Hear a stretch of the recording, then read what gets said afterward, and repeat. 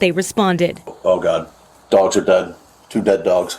Officers found a crack in the window and overturned tables inside, the first sign something was awry. Inside, Zoraida, Alberto, their 2 kids and 3 dogs shot and killed by a combined 20 bullets. Police reports show investigators used iPass video, Ring doorbells, cell phone towers, and flock cameras to find a man named Nathaniel Huey Jr. Documents show he was Zoraida's co-worker, claiming they were having an affair, and say his partner, Ermelinda Palomo, knew about it.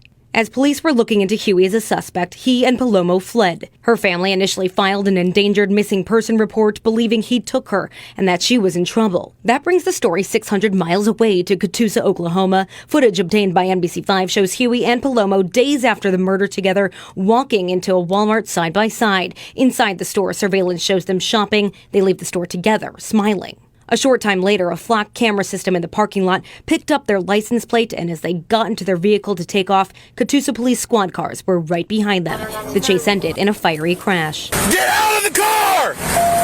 Body cam footage shows the vehicle in flames. Police say Huey shot Palomo and then himself inside.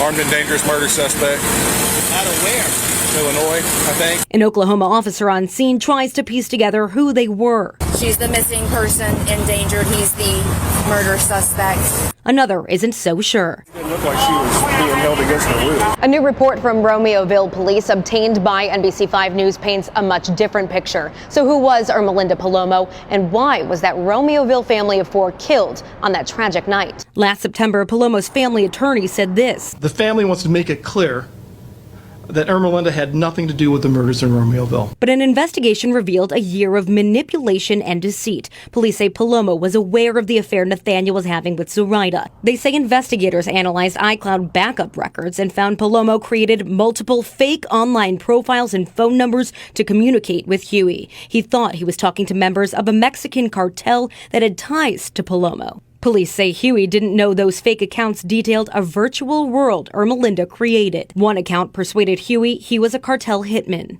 Over the year, the messages escalated until one day the account told Huey he needed to kill Zoraida and her family. So Huey, believing he was now a part of this dangerous cartel, carried out the murders while police say Palomo was in the car outside waiting. The report says Huey admitted to committing the murders to a police informant because people were after him. The officer's report says there's no reason to believe Huey ever knew she was the one behind the accounts, and he likely died in Oklahoma without ever knowing that truth. Romeoville's police chief says nothing can justify a senseless act of violence, and this case unfortunately does not mean closure for so many continuing to grieve. It has been more than 1 year